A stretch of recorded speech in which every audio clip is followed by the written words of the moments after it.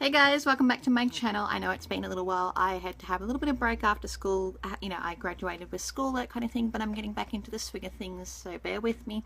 I'm back. I'm not dead, so, I'll be getting into more content again, so thanks for bearing with me. So, you'll be getting, more videos again, so that's exciting. And I have a ring light, so this is my new lighting situation. Let me know in the comments down below if you like it. So that's exciting.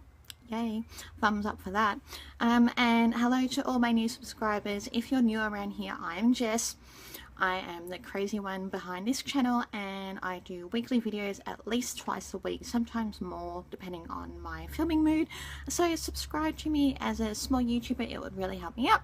So today's video is a story time video. I haven't done one of these for a little while. Basically, it happened on Tuesday. I was at work. Now, I work in the community sector. In retail, I work at an op shop, which is a thrift store. So some of you guys, you might know about me. Some of you might not know. And a relatively new girl had started. We're going to call her Mel. That's not her real name, but anyway, she'd only been there maybe 2 months at the most. And for some reason, she and I had not got along. I'd always been polite to her, but for some reason she just did not seem to like me.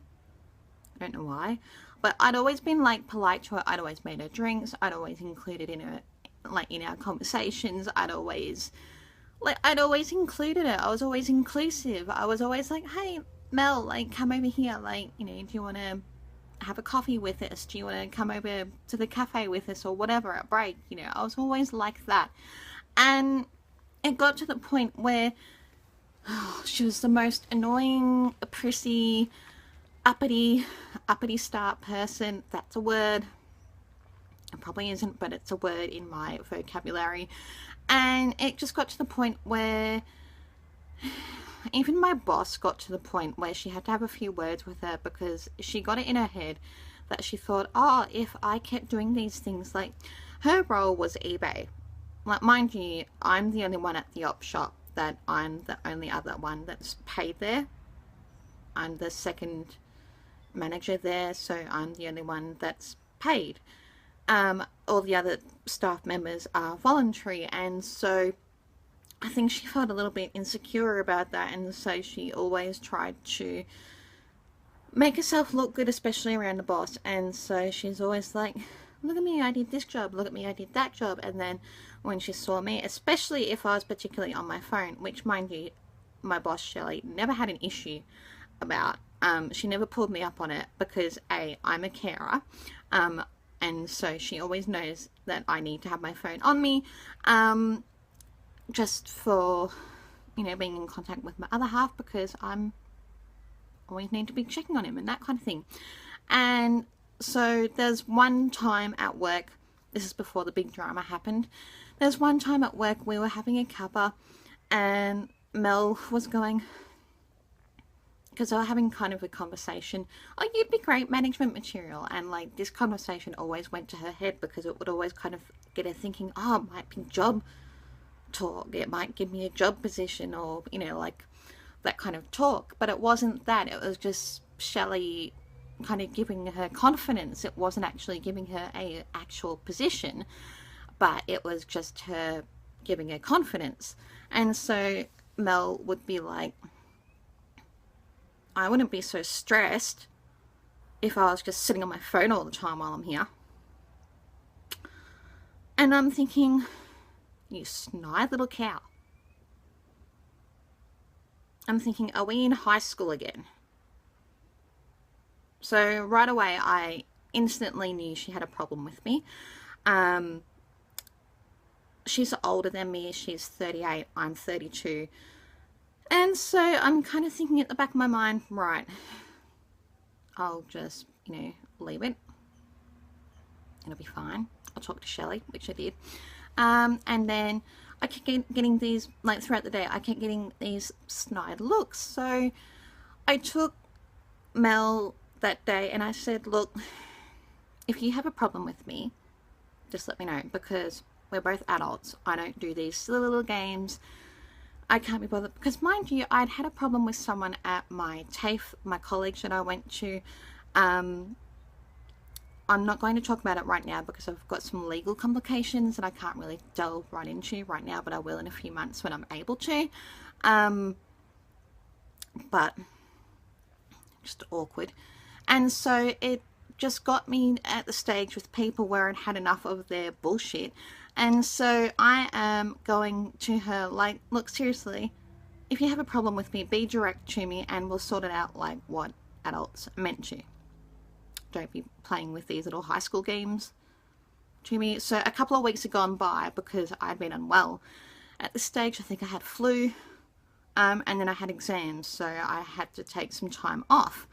And then last Tuesday was the first time in ages that I'd seen her, and I was pleasant with her. I'm like, oh, hi Mel, how are you? I made a coffee because I'm being trained at the moment to be the barista, because we've got like a proper coffee machine and that kind of thing as well. It was probably about, what time was it? It was probably about 2 o'clock in the afternoon, because my shift is 10:30 till 4:30, because we close at 4:30, but it takes half an hour to close up the shop, so we finish at 5.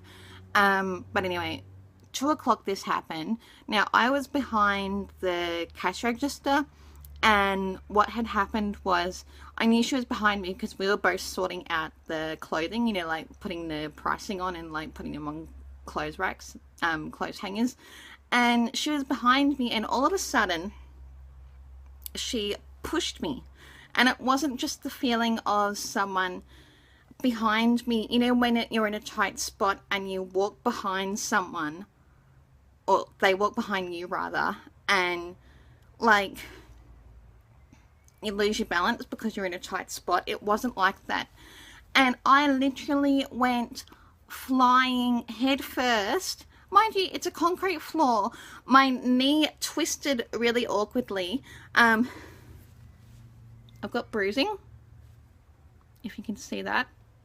Not only that, my knee twisted, I've got swelling still, and I just missed hitting my head upon the glass cabinet.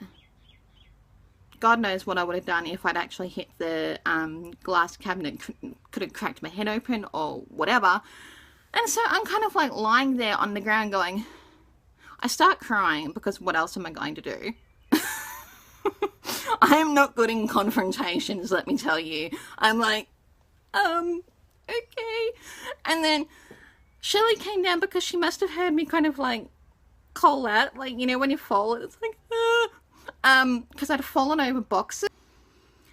So Shelley must have come down because she heard me cry out, you know, like when you kind of fall and you go, like, I am not good at confrontation. I'm just kind of like, you know how you are, like, I don't know, some people are good, like, just in the moment, I am not great at confrontation. I'm like, I'm not that kind of person. But anyway, like, Shelley came down and saw me on the ground. She took me to the kitchen. I explained what had happened, what I thought had happened, because I didn't know if it was intentional. It felt intentional because, like, a push like that, it was with both hands, both like with incredible force. Like, I literally went flying.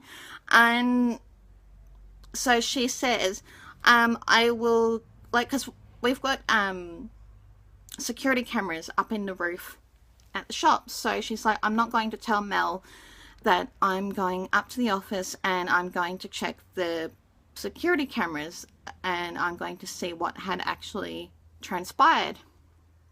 So Shelley went up to the office, looked at the security, then she called me and said, look, it looks like she actually did it on purpose. And so this worried her a lot because apparently there was an issue where she had done it or had some aggression towards another staff member previously. And so she said, you have the right to actually call the police and have her charged with assault because that's basically what she's done. Like, you're both adults, you're able to do that. And I'm like,